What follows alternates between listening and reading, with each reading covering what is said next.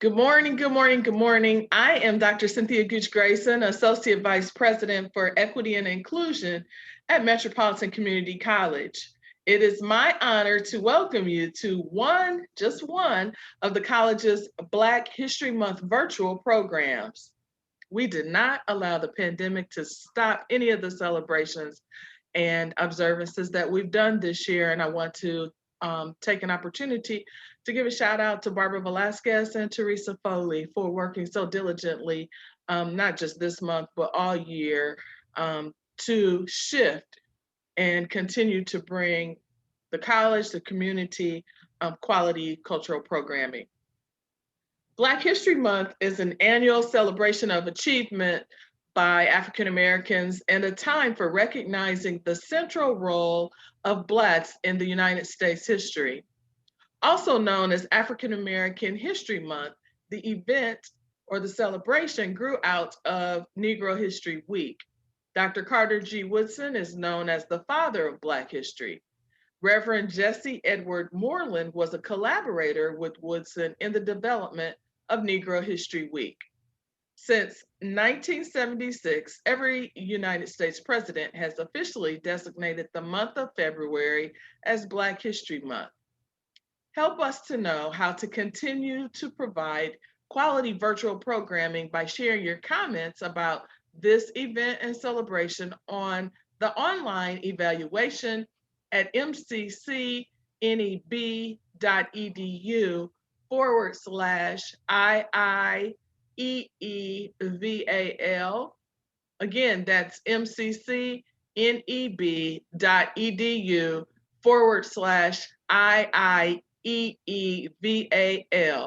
This address will also be listed in the chat. Metro will continue to offer diverse Black History Month programming through February 11th, which is this week, as our quarter comes to a close. All of our programs are free and open to the public and accessible from your home, office, or any location where you can view a phone or a computer screen.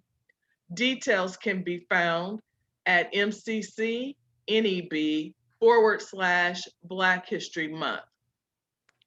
As we wrap up Black History Month this week, please feel free to contact us regarding Women's History Month. It's going to be exciting as well. This address for MCC's Black History Month calendar will also be listed in the chat. At this time, I'd like to welcome my trusted colleague, Mr. Kyron Connor, who is the Executive Director of the Metropolitan Community College South Omaha campus, as he will introduce our distinguished speaker. Thank you. Dr. Niambi Carter earned her Ph.D. in political science from Duke University, working primarily in the subfield of American politics with a specific focus on race and ethnic politics, Black politics, public opinion, and political behavior. Her book, American While Black, African Americans, Immigration, and the Limits of Citizenship investigates African American public opinion on immigration. Her work has appeared in the Journal of Politics, Political Psychology, Politics, Groups, and Identities, the Journal of Women's Politics and Policy, the Du Bois Review, Politics and Gender, and many others. Please welcome Dr. Niambi Carter, who will present American While Black, African Americans, Immigration, and Social Justice. Thank you for that wonderful introduction. And I must say, happy Black History Month to everyone. And a special thank you to Barbara Velasquez for being such a communicative partner in this, and for Dr. Gooch Grayson and Metropolitan Community College for having me. This is definitely an honor and something that I look forward to. And I also wanted to thank everyone for being here, for your classes, and to say, you know, part of this would not have been possible if it was not for my TRIO program. I'm a McNair Scholar. And so it's always great to see these programs thriving and represented on our campuses. So I'm going to start the talk, and hopefully we can we can all see my screen here. And the talk that I'm going to deliver today is from my book. It's really sort of a thumbnail of what my book is. And it does have implications for social justice and I think many of the other things that we're thinking about. And I'm more than happy to talk to you with you about those things at the end. But this research really is personal for me because my research starts in Warrenton, North Carolina, where my family is from. It's a small place of less than 1,000 people in the northern part of the state. You're almost in Virginia when you're in Warren County, North Carolina. And Warrenton is really like a microcosm of the rest of the state of North Carolina when we think about immigration, because immigration in that state grew by 400% in the decade between 1990 and 2000. Right? So immigration was expanding in that community. And one of the things that really wasn't talked about a lot is what does it mean for immigration in these new immigrant gateway places like rural North Carolina? And what does it mean for the Black people who compose quite a significant share of the population there? In many respects, I think that was a conversation that we had left off the table. And as I started thinking about this project, my uncle kind of crystallized what this was going to be about for me.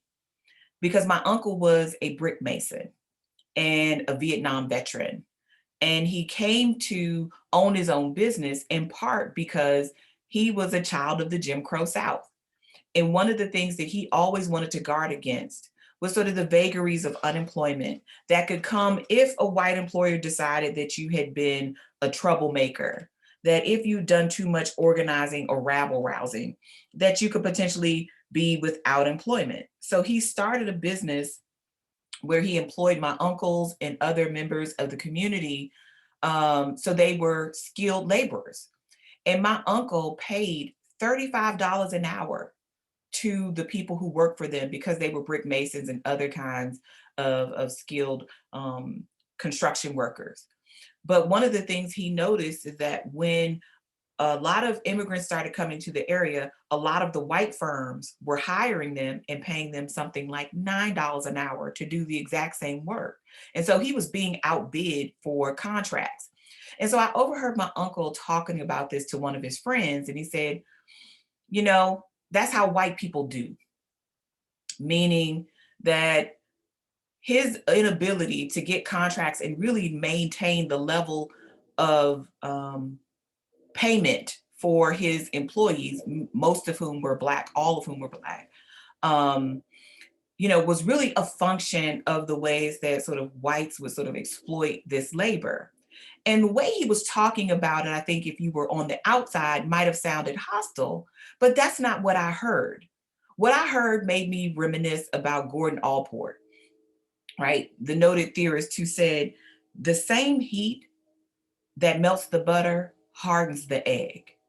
And so that really made me think about, well, how does Black attitudes toward immigration look different than, say, what we know about white attitudes for immigration? And I thought about that analogy a lot because I was like, if immigration is the heat, right, the stimulus, then I think about white attitudes as the egg that is being hardened, because that's often what we see in white attitudes. But I thought about Black attitudes as sort of being the butter that is being melted and sort of forming itself, right, around these sort of already existing circumstances. So when I started this project, I really started with sort of the most basic question, which is, how does race influence Black public opinion on immigration? And in particular, how do Blacks employ a national identity in their thinking through what this issue means for their community? But then I also had the sort of more difficult task of thinking about how to make sense of this, right? I think many of the theories that we had available didn't really take into account this historical experience of Black life in making the arguments, and more importantly, didn't really take into account how racial dynamics influence how Black people see and understand their experience with immigration. And we know that being Black and being American are very different and very difficult experiences, in part because Black people have had such a, I think, fraught experience, right, with Americanness and American identity. So I always like to sort of start this conversation with W.E.B. Du Bois, who I think is probably one of the most prominent scholars about race, and in particular about Blackness and what it means in relation to this notion of American identity and American national attachment, which I think many of us take for granted. But when you're a person who is marginalized or minoritized in an American context, you can't take American identity for granted, right? You always have to think about how sort of your body, your being, moves you further away from this notion of full citizenship. And so I use this this discussion that Du Bois is having about double consciousness as a sort of launching pad for my own thinking about what it means to be an American while also being Black. And so this particular quote, in particular, the highlighted portions, are the things that I'm trying to explore in my own work, which is mainly that we need to sort of decouple, I think, what it means to be Black from what it means to be American. Because citizenship is an administrative construct that does not necessarily open any doors for you, particularly if you're a Black person, because you are not necessarily the exemplar of Americanness. And so when Du Bois is talking about this double consciousness, it's talking about the ways in which one's Blackness is sort of incompatible with this notion of being American, not because anything is wrong with being Black, but because of the ways in which we have constructed Americanness as sort of being the province of whiteness and maleness, that it almost excludes, or not almost, does exclude, Black and other people.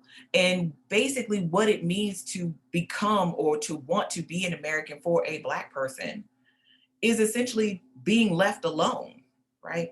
Being able to sort of do what you want to do and to do so unmolested, right? By all the sort of vagaries of whiteness, right? And it's not because white people are all terrible or any of those things, but because of the ways that we have constructed American institutions to be favorable to whiteness.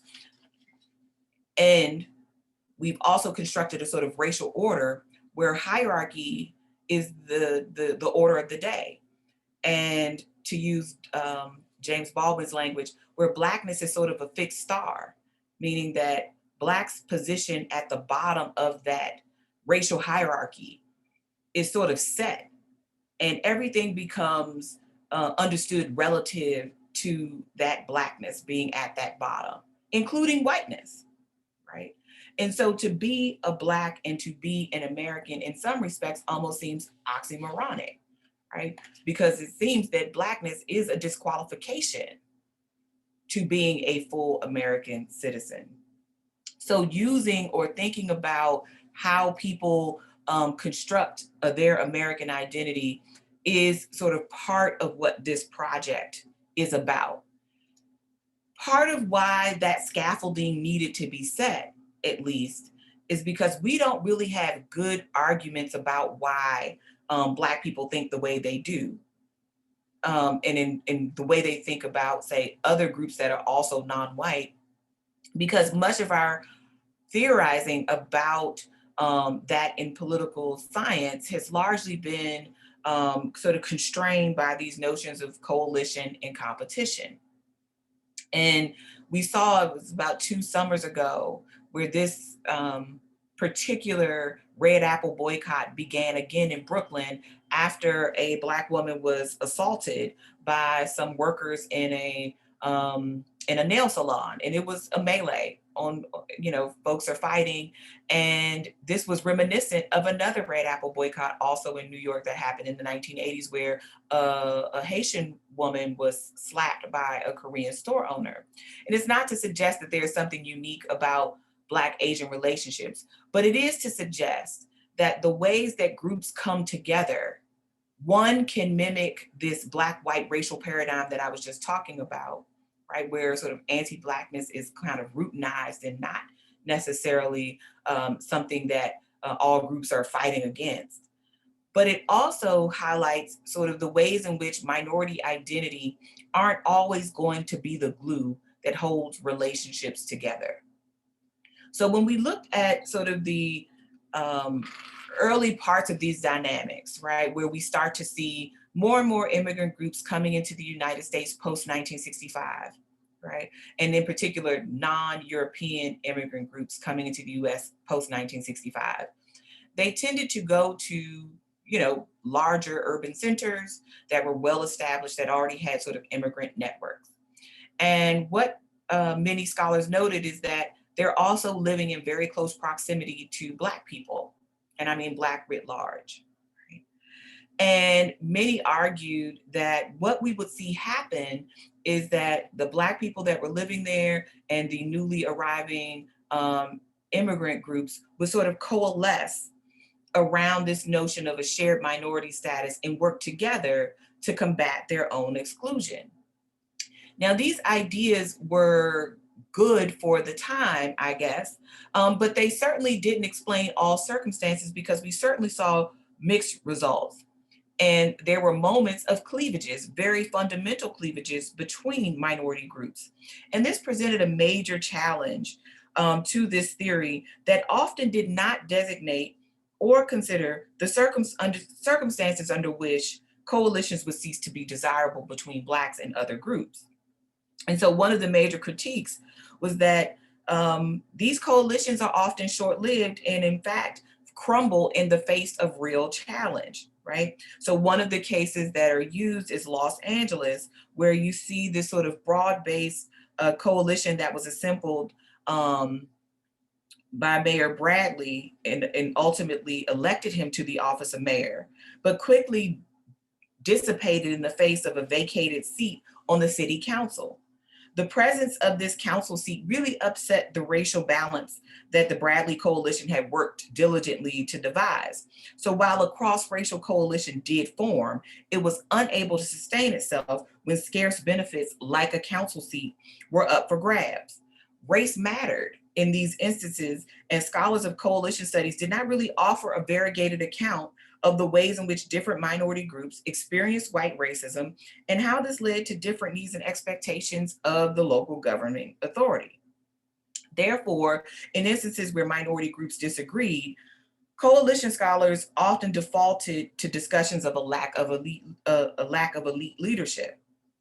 But others also pointed to the fact that status matters relative to these groups seeing themselves as being more alike or more different than alike, right? That if there were some ways that groups felt economically insecure and also may say had negative stereotypes of the other, then there was less likelihood that these groups would come together. And that conflict should actually be understood as part of the order of the day.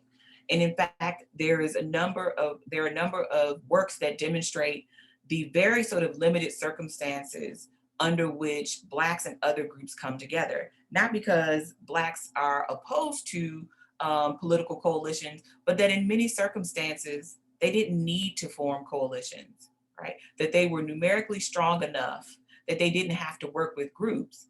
But also when we think about the very fundamental conflicts about how we share limited resources and what we think our group needs and what your group needs are, those things might not actually be compatible, right? So we've seen some evidence that discussions over English as a second language education, for example, or more presence on school boards, et cetera, don't necessarily yield the coalitions that at least earlier theorists suggested would arise because of shared minority status, right? That conflict was just as likely to arise.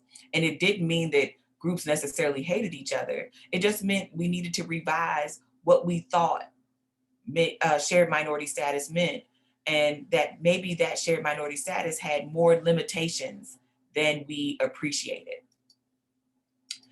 So when I'm thinking about these theories now, one of the things that I often come up with is that we're talking about politics here.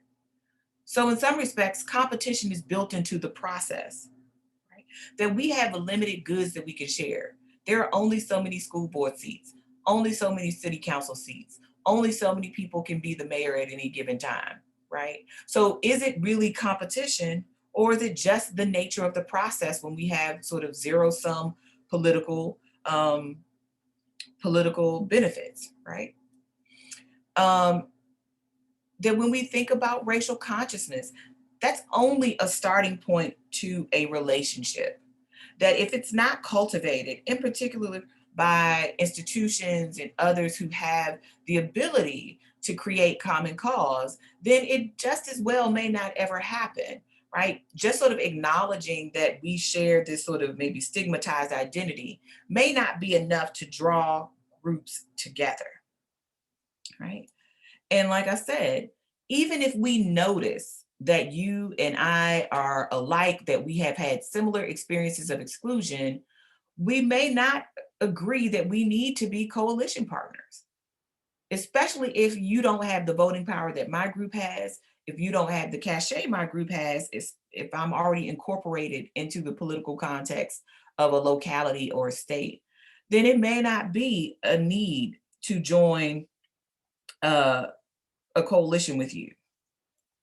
More importantly, we don't look at how communities constrain group interactions, right? And in particular, the continuing significance of race in that, right? That we can think about how how organizations or how cities, excuse me, and localities are physically organized, right? That may not facilitate groups seeing themselves alike. But we also have not really tended to the sort of historical parts of this that may make it more likely that groups think going it alone would be a viable strategy for their community. And then lastly, and I would say most importantly to these structural kinds of questions, is the inclusion of whites in these kinds of conversations. So much of the material and much of the work around interminority relationships talks about, Black people in particular and other communities of color, just to use shorthand, without any reference to white people. And I don't understand how that happens. One, because I think that's extremely important when we think about why communities look the way that they do, right? Why certain people live together in certain neighborhoods or in certain counties, et cetera. But two, the Black-white racial paradigm has been so significant, and I argue is one of the most important organizing principles for how Black people might think about an issue like an immigration. If we're going to talk about immigration, then there is no way that we can do that without any reference to whiteness, right? So this work is really trying to sort of extend our thinking about how and why race matters when we talk about Black public opinion on an issue like immigration, which is not typically thought of as being part of a domain of Black political interest, right? When you usually define a Black political agenda, immigration is not on there, right? And not because Black people don't have an opinion about it, right? It's not necessarily salient for them. But what I think it does do is it offers Black people a way to talk about their exclusion. And in particular, it offers them a way to talk about white supremacy, not necessarily in those terms, but to talk about the system that favors white people and structures all of our life chances, right? According to skin color, nationality, sexuality, religion, and the like, right? That if we're not talking about white supremacy, then we've sort of missed, I think, a really key nuance here in why this conversation is so important and continues to be so important for so many. Okay, so my theory about sort of what's happening here, right? I term conflicted nativism. And I call it conflicted nativism because I'm trying to capture the ambivalence that many Black people feel about being a native-born American, right, if that's their situation, with their experiences or their fears around immigration, right? So on the one hand, you have Black people who believe in self-determination, but on the other hand, are very concerned about what immigration will mean for their group, right, over the longer term. And these may seem like outsized concerns, but I think if history is a teacher, then we recognize that immigration has not necessarily yielded the best in terms of how Blacks are seen. And when we think about what the road to incorporation for some of these earlier immigrants throughout the sort of 19th and into the 20th century is anti-Blackness was a route to Americanness, was a route to whiteness. And so I think that is still a concern and a preoccupation. And part of that issue comes from the ways in which we talk about race in the present. So we view Blacks as triumphant over slavery and racial injustice on the one hand, but the truth is we have to talk about Blacks also being insecure citizens on the other hand, right? I think this helps us to think differently about the narrative of Black political incorporation versus that of, say, immigrant groups from earlier decades, who are often wrongly compared to Black people. I think the disappearance of many formal barriers to equality has not necessarily led to a more open racial climate for Black people. In fact, I think the continued presence of discrimination in the absence of a formal system of laws and practices a la Jim Crow has left Blacks and others without a real terminology to articulate oppression and inequality in a world that's allegedly colorblind. Therefore, when we think about the sort of prevailing nature of this ideology of color blindness, group-based remedies remain difficult to secure as a curative to systemic exclusion. And the usual way that we deal with racism and et cetera now is to punish offending individuals rather than really seek out root causes that would support these individual bad behaviors. As a result, we see programs like affirmative action and other group-based forms of redress viewed skeptically at best and dangerous at worst. Alternatively classified as welfare favoring undeserved minorities and reverse racism for harming deserving whites, right? Allegedly deserving whites. So under much of this sort of prevailing ideology of color blindness, which really sort of reached a zenith, I would say in the 80s and 90s, racism only exists in the minds of those who see themselves as a victim, not as an objective fact.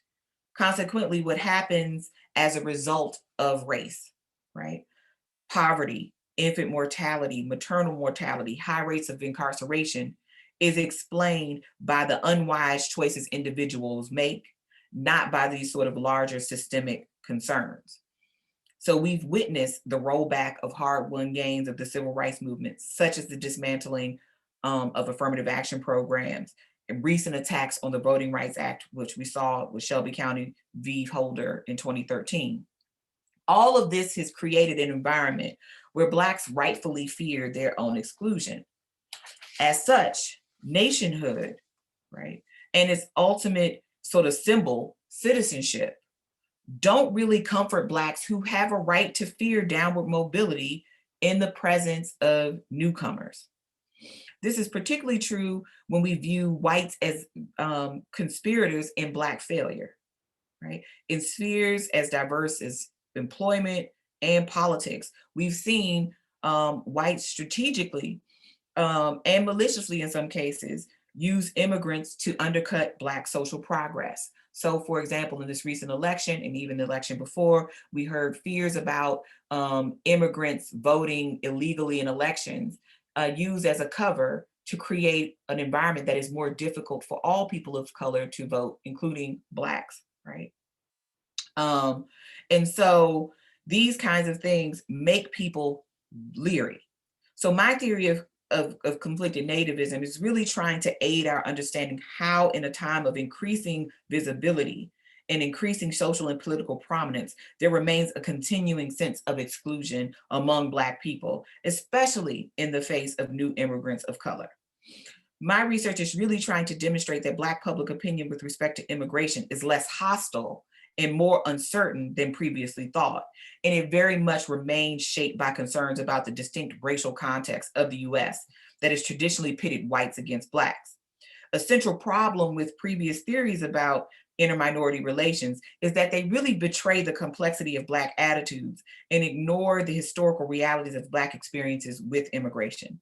Although I'm not seeking to sort of discard these other sort of theoretical contributions, I am proposing an intervention and really trying to center critical insights yielded by Black people to understand what is happening here when we talk about immigration.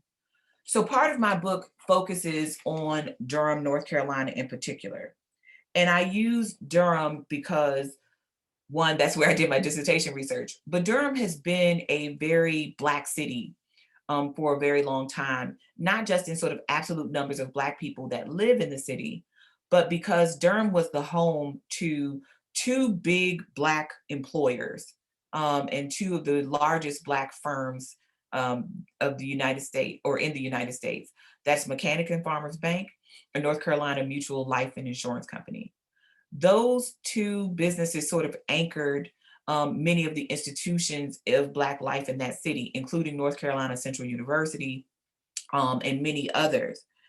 But Durham and the South in particular, as sort of America's racial archetype, I think is really important to include here, because much of the conversation that we have around these issues usually focus on the North, right? The mythical North. And they often don't really think through the South as a sort of place with sort of complicated, or the same sort of complicated racial story that, say, a New York or a Los Angeles or even a Chicago has, right? They think of it as just a place where Black and white people live. Well, that's not true, right? But it's also the case that what happened between Black and white people in that city did sort of set the terms for what we see in the present. So this here, what I'm showing you is a homeowners loan corporation map from the 1930s. And what these maps did was delineate regions deemed too risky for federal mortgage assistance. And these areas, not surprisingly, in red, were majority Black and low income.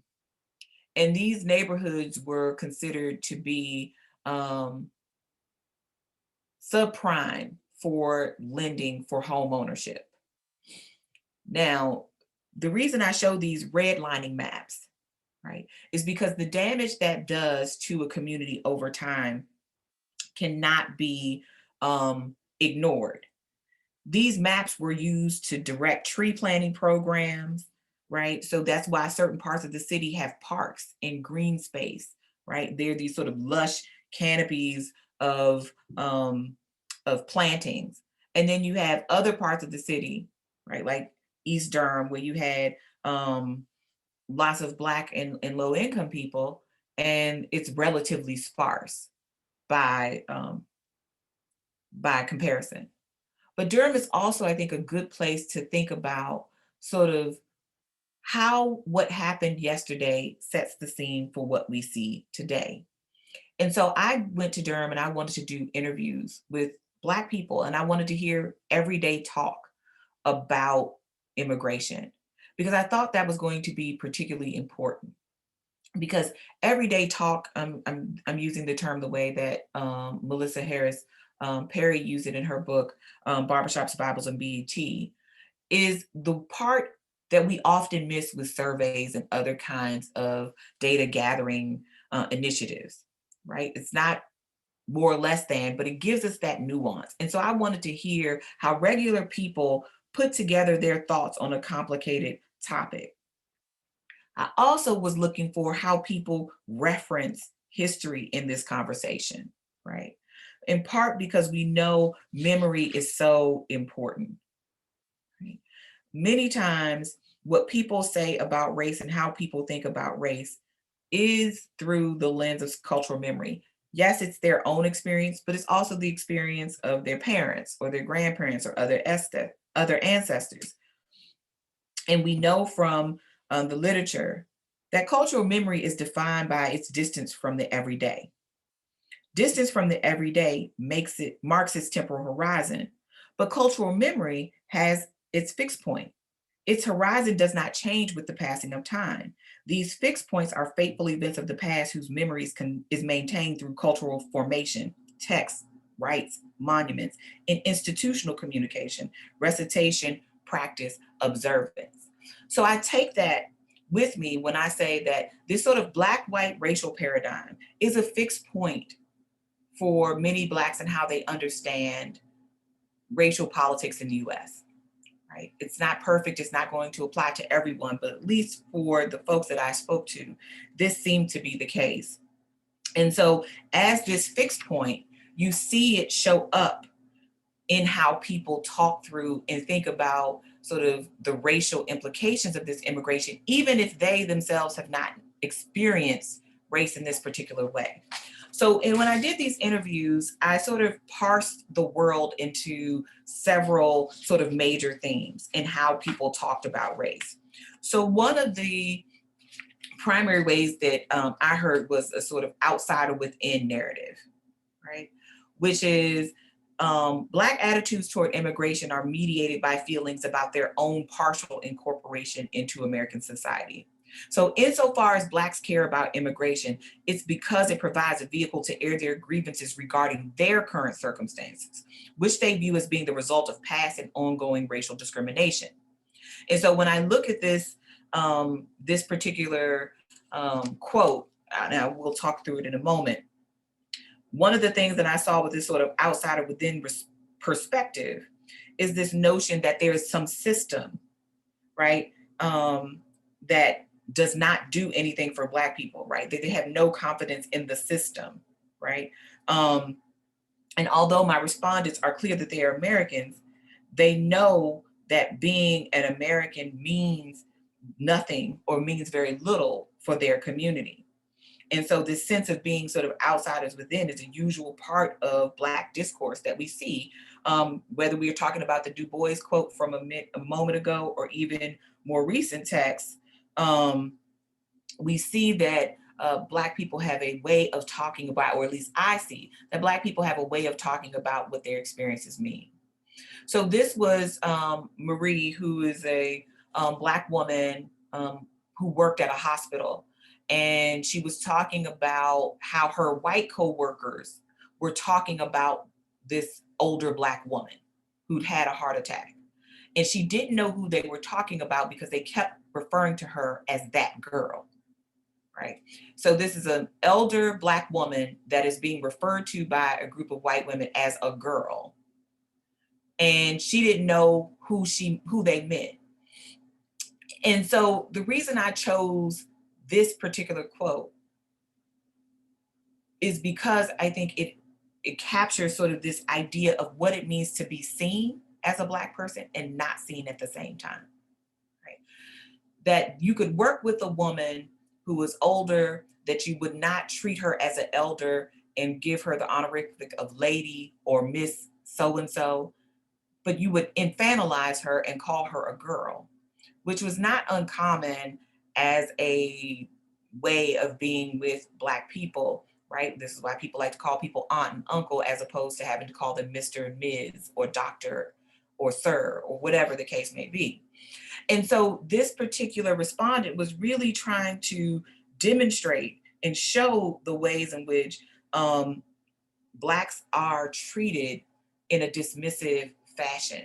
So when we think about sort of what Black progress can look like, right, it is always sort of bracketed by these moments where you are made to feel less than, right? Even when you are very much a constant presence, right? You're a coworker, but in a time of distress or something like that, you're just a girl. Oops, I went back, sorry. The other big theme I saw was how people talked about this competition over resources. that is when one of the predominant ways that political scientists have talked about inter-minority relations, right? That the competition comes from the resources that these communities are trying to gain, right?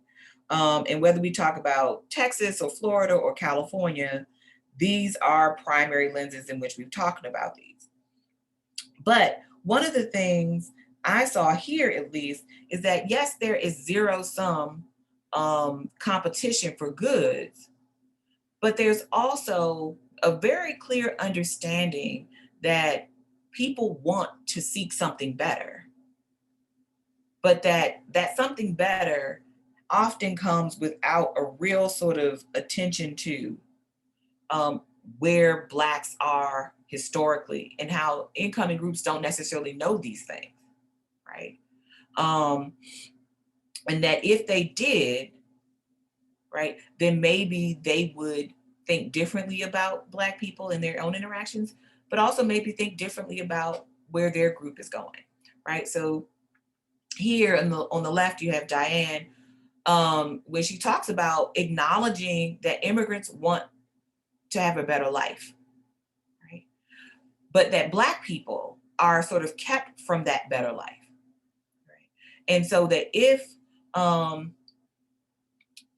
immigrants are coming here, they should perhaps know about sort of this Black experience, but that might not be something that they want to know for whatever reason, right? But it matters that people do know. And then on the right, we have Brenda, right? And she says they're going to have the same issues that Black people have, right? Being a newcomer is not going to save them from experiencing what Black people experience or have experienced. They're just going to perhaps get them differently. But when they start to experience those things, then Black people's history can be instructive to them. And so I think it's interesting that when in both of these cases, right, they're expressing an idea about what happens when sort of groups come into contact with one another, and what are the definable set of possibilities for what these groups' lives are going to be like, right? And that the situation is going to likely breed competition, but not necessarily because of sort of open competition between the groups themselves, but because it's sort of set up that way, because self-interest is going to dictate one's course of action, right? Because when we really think about it, what white people do to these groups is going to dictate the set of possibilities. So what I saw was less hostility, but a kind of empathy with the plight of immigrants, but not necessarily certain that those same immigrants feel sympathies toward Black people who've been here. And then I think probably one that we could not avoid, which was sort of, what is the role of whites here, right? I think we often say that, oh, you know, what happens between minority groups is about what happens between minority groups. This is about sort of what white people see as the limits or the boundaries of their own group, right? And while there is racial hierarchy here, right, that racial hierarchy, it only matters for those people who are down the line, right? Those people who are down the line from whiteness on the way, say, or in proximity to Blackness, right? Because whites don't necessarily have to think through or think about whether they're going to accommodate these newcomers. They're not. And so while they might differently racialize groups relative to Black folks and relative to their own community, it is very clear that the unfair treatment and all the other things that Blacks experience, that these other groups will also experience, but perhaps to a lesser extent. But it doesn't matter because whiteness will not allow for the inclusion of those who are not considered white in the traditional sense, right?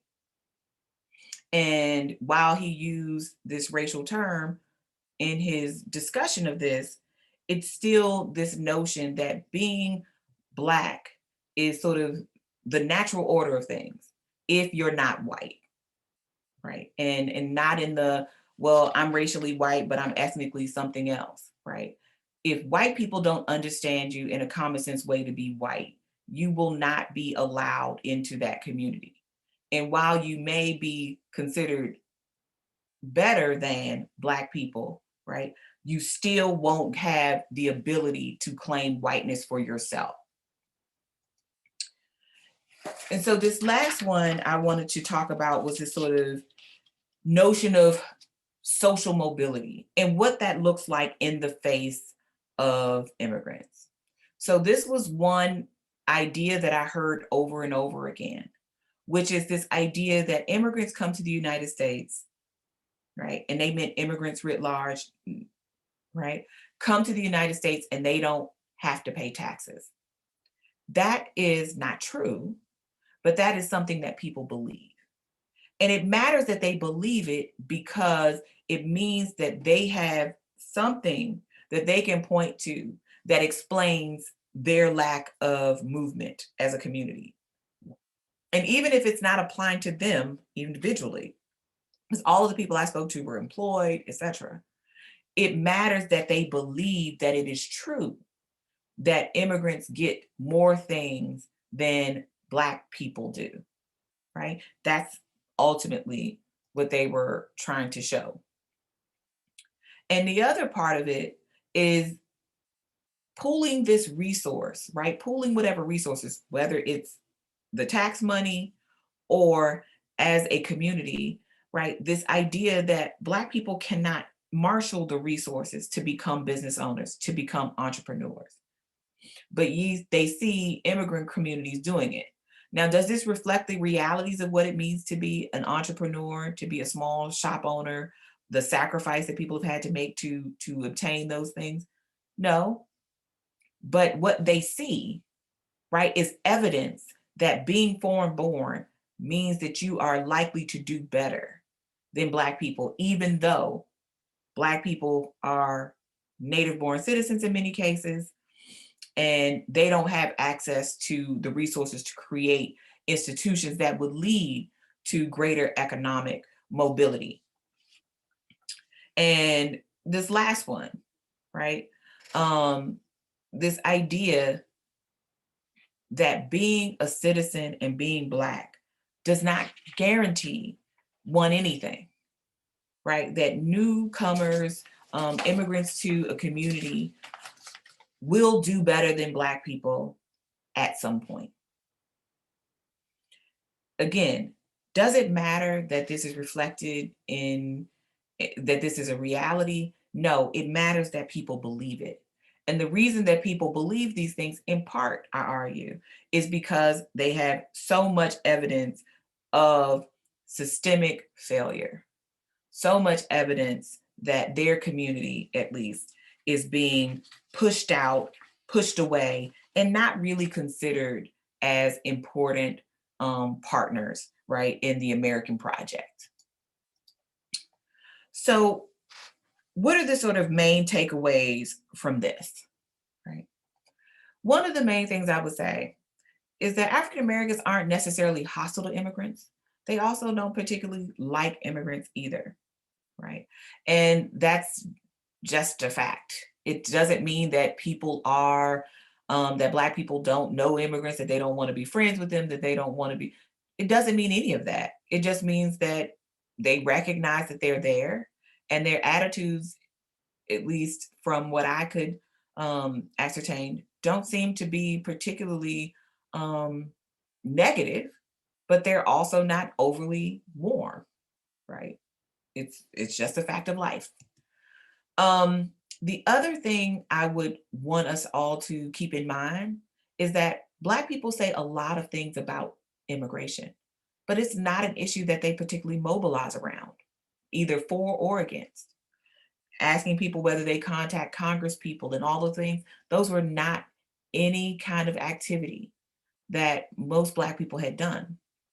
And it's, again, not because they don't have opinions about it, but opinions aren't necessarily action, right?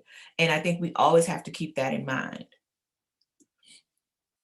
Immigration, however, is a part of a Black political agenda. One, because there are a number of Black people who are immigrants, right? That's becoming more apparent. And I think when we think about the sort of intersection of criminal justice and immigration enforcement, those issues become much more apparent. But more importantly, Black people first talked about immigration as a way for them to gain freedom, particularly in the 19th century. And I didn't talk about that here, but I think it's important that movement as a way to achieve more freedom and a more robust version of the good life is not something that is antithetical to Black politics. We just don't talk about it that way.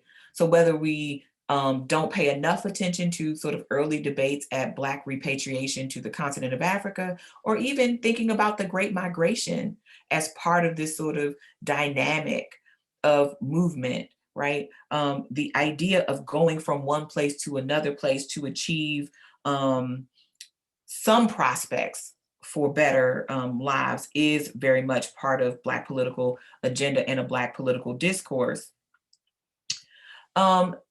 The system that is the United States is still considered to be antithetical to Black progress. And I think if we look at sort of contemporary issues, like I said, everything ranging from COVID relief, right, and vaccine distribution, if we look at maternal mortality, if we look at home ownership, if we look at rates of incarceration, criminal justice, police abuse, police violence, things like that.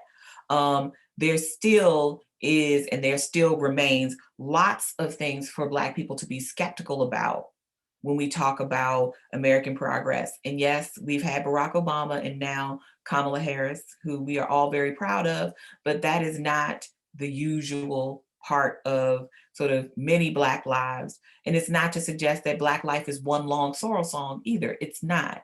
But it is also true that there are a number of ways in which Black progress is, I think, impeded.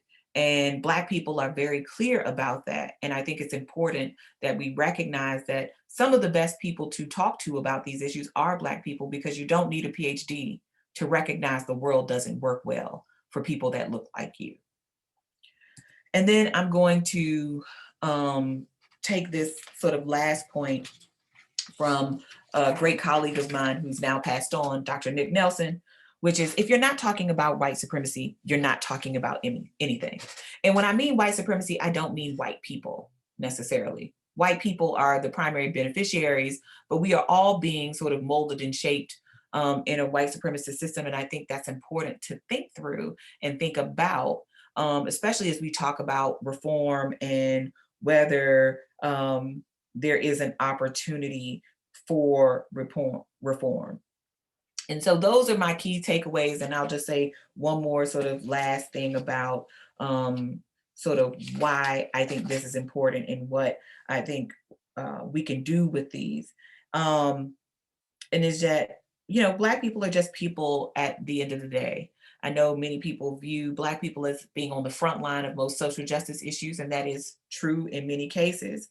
But it's also important to remember that that is not the only sort of charge of, I think, Black politics.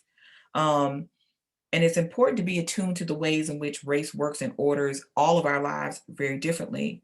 And that, Black people's interests, I think, at the end of the day, in throwing off oppression cannot, and at least traditionally has not, come at the expense of others. And their politics, both historically and contemporarily, demonstrate that. And I want us all to remember that as we talk through what's next. So I'll stop here and we can have a conversation. So thank you. Thank you, Dr. Carter. Thank you. Thank you. So The chat was disabled momentarily, but it is open now. And I have the first question. What are some examples of when immigrant and Black communities coexisted and collaborated well? Do you have examples of that politically, socially, economically? That's a great question. I think, I think there have been some interesting ones. I think Evanston, Illinois has been an interesting one where we saw parents organizing, Black and immigrant parents organizing about better educational access for their children. I think that's one important one. I would even say the sort of, it's an old one, but the election of Ed Bradley as the mayor of Los Angeles, that only happened because you had a coalition of Blacks, liberal whites and immigrant communities, and native-born Latino and Asian communities sort of working together there. So it can happen. I think it happens best or sort of most successfully when it's done with intentionality. So I was in Durham, and there was an organization called Durham Can, and it was really a collection of religious and other kinds of institutions that came together to help neighborhoods and community associations, and they organized all kinds of people. And then I would also use Washington, D.C. It's not in the book, but we don't talk about it enough. But, Marion Barry, when he was the mayor, made Washington, D.C. a sanctuary city in the 1980s. And it has been a sanctuary city since then. And it was at a time when there was not as large immigrant population in the city. And there was really no political upside to doing it, right? Like it was not going to necessarily pay anything in terms of political dividends. That was not a community that he had to pander to for votes, but it was something that's done. So it does happen. Thank you. Next question is, what is the ladder or level of acceptance for minorities in America? And does that mean being Black falls at the bottom always? Mm-hmm. Oh, I know it sounds so doom and gloom, and I don't mean to say that, but if we believe in racial hierarchy, and I think there's a number of evidence and theorizing about this that suggests that America is ordered, right, with sort of white people at the zenith and Black people at the nadir, and those are pretty fixed and firmed sort of orientations, then yes. But what does it mean to be on the bottom too, right? Like that doesn't mean that there's no, what you are achieving, socially, economically, and politically doesn't necessarily change how people think about the group, right? So yes, we have people who are going to always be exceptional. Yes, we're going to have people who achieve great, wonderful things. Many of us on this call, right, are doing that now. You're in school, you're doing all of these things that will lead to your achievement individually, and hopefully will have dividends and pay dividends for your group. But when we're talking about these sort of racial hierarchies and sort of how we organize and racialize groups, we are talking about sort of bigger dynamics than what we achieve individually, and how we organize the world in a way that some groups are sort of figured in and other groups are figured out. And the process of racialization, maybe some groups are figured a little more favorably, but that's still a harmful dynamic, right? It can still harm. Even, I'm thinking about the work of Claire Jean Kim right now and her racial triangulation theory, right? Where Asians are sort of between whites at the top and Blacks at the bottom, but the way that they're racialized is treated as like, oh, they have good culture relative to Blacks, but they're foreigners forever relative to whites. And it's still this sort of process that, despite sort of individual achievements and great strides, that these sort of racial orders are doing more than just sort of, keeping you down in that sort of way. It's also a way we think, right, about who's valuable and who matters in the world, right? It's also about how we value neighborhoods for property ownership. It's also about how we pay people. It's about all of these other things. That's a great question. Thank you.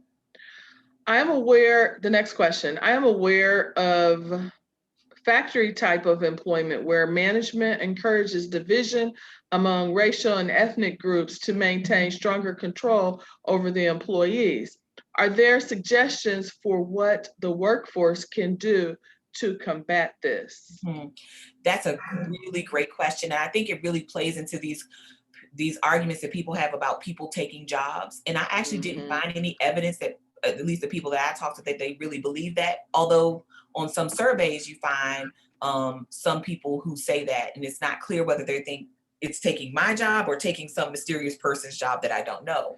But I think that's really important, because when we look at those kinds of racial dynamics, I mean, whether we're talking about poultry processing or something like that, that does happen, right? Where people do the more dangerous or dirty jobs, and how that's sort of sequestered by race. And I think one of the things that could be helpful there is labor organizing.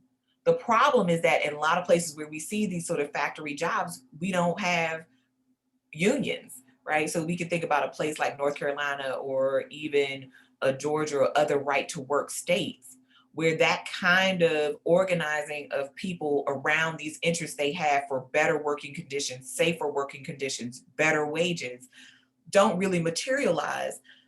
Then that could galvanize people around these issues, because, I mean, you know, they're union busting places. But I think you're absolutely right, because many of the things that sort of we racialize, like, oh, these people work hard, or these people have a good attitude, that's not about race, that's about exploitation.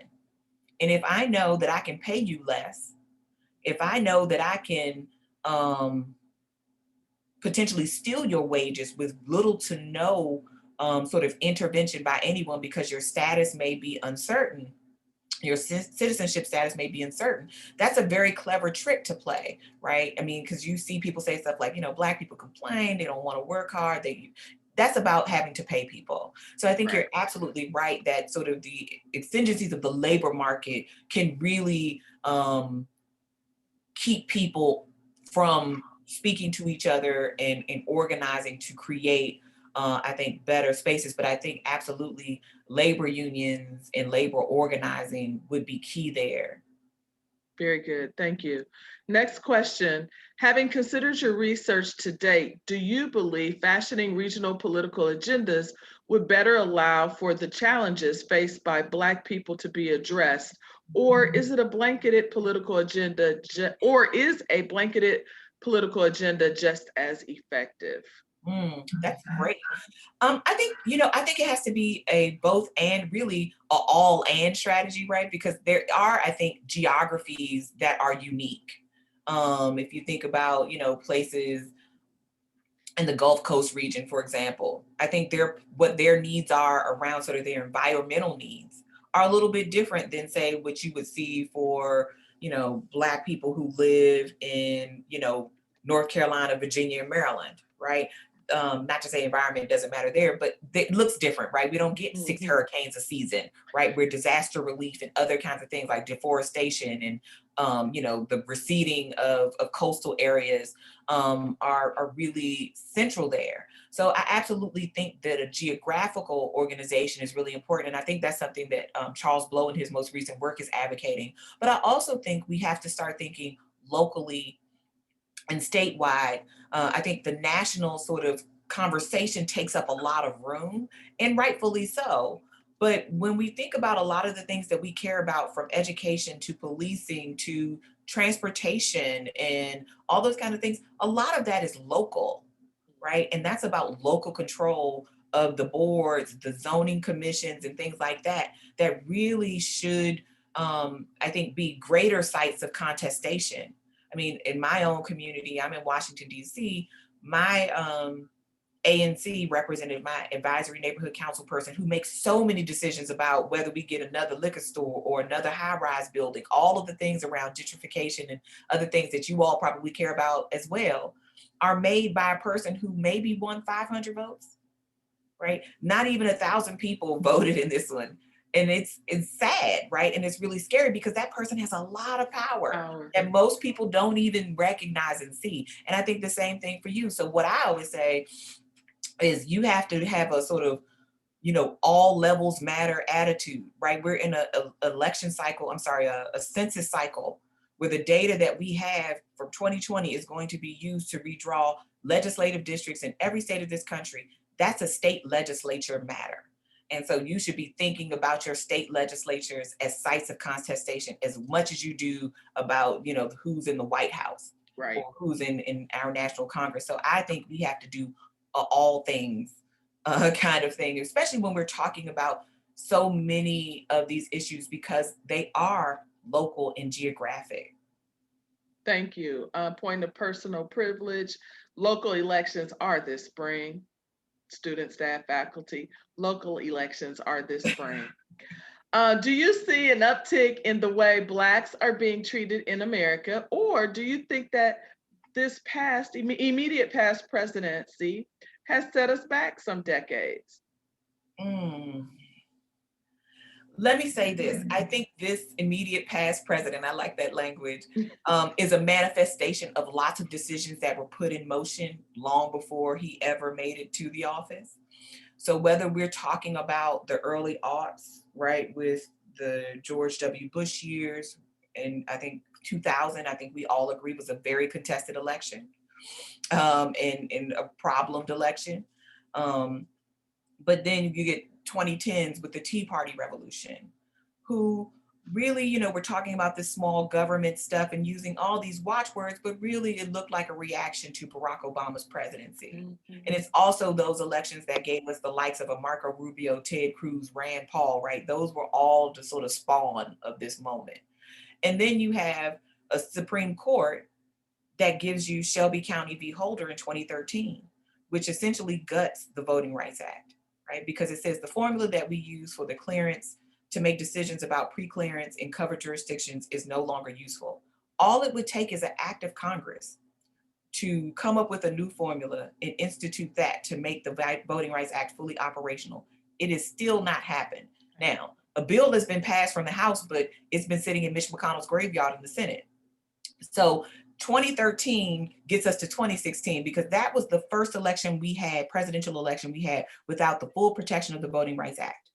And so that meant all of these sort of rollbacks to voter protections everywhere from Indiana to Georgia to Texas, all of the places that we care, Wisconsin, right, Michigan, Ohio, all of these places that had enormous potential and also large minority populations, start to institute all of these draconian measures really aimed at disabling Black people and other communities from participating. Because remember, the Voting Rights Act doesn't just apply to Black people. It covers people with limited English proficiency. It covers Native Americans and Indigenous people because they're discriminated against. It also covers Latinos, Asian. It covers everybody. And all of those communities were harmed. So 2016 got this man who brought in racist elements from the cold and legitimized them, gave them government appointments, gave them legitimacy and cover. And I think these people were always there. They had just never been embraced so openly by someone with really the most power in this country, and I think arguably one of the most powerful people in the world. And I think that's what the difference was. So I think we should always be vigilant, and this moment should teach us that 2016 could happen again, especially if we're not paying attention at the state level, because lots of the choices your states made it more difficult for young people and people like you to participate in the electoral process. Thank you for that response. The final question is, if Dr. King were alive today, which do you think would have been his stand? What do you think would have been his stand regarding the immigration issues today? Well, I mean, I have no way of knowing. So let me just say this: if we are living in that spirit, and we really pay attention to his last works, right? Like, where do we go from here, chaos or community? I think Dr. King believed very much in the sort of grand community, and that we're actually better when there are more of us and there are more voices in the room and there are different kinds of people who are bringing to the fore different kinds of issues. I mean, we saw it happen. I think this election cycle, I mean, a lot of oxygen was given to Georgia, but I mean, think about what was happening in Arizona. right? Think about what the indigenous communities had to do there to get their right to vote. Think about what happened in Texas, right? I mean, Texas is a story in the making. We got to think about what happened in those places. And I think he believed truly in the beloved community, and that the idea of turning away people who are seeking refuge, the idea of calling people illegal, I think he would absolutely be appalled by that. I mean, the child separations, whoever did them, and let's be clear, your past president was not the only person with a horrendous record on immigration, right? I think it's clear that safe communities that Barack Obama prosecuted was a problem. It was a disastrous program. I think he would have had a lot to say about child separations and leaving people in limbo at the Mexican border and all of these things. So I think he would be much more vigorous and in support of, sort of some sort of amnesty pathway to citizenship, and less inclined to think of deportation and indefinite detentions as appropriate ways to deal with a human issue and a human problem. Thank you, thank you. More questions came in, but we are over our allotted time. So on behalf of Metropolitan Community College, I'd like to thank you, Dr. Carter, for sharing your time and your talent with us this morning. You and your ability to weave the African-American experience with the realities of immigration and social justice help us to better understand the society that we live in today. I'd like to once again thank Kyron Connor for introducing our speaker.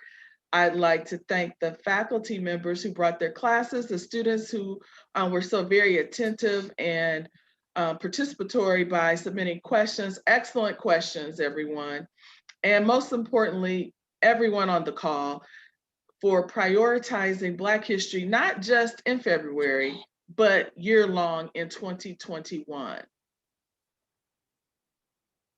Please do not forget to complete the online evaluation at mccneb.edu/IIEEVAL. We look forward to seeing you at the next virtual Black History Month program on Thursday, February 11th at 12:30 p.m. And it is going to be America's Black Holocaust Museum, a unique experience for visitors from near and far, which will be presented by Dr. Robert Davis. And stay safe, stay warm, and we'll see you on Thursday. Thank you very much. Thank you, guys. I so appreciate you. Thank you, Dr. Carter. Thank you. I so appreciate you.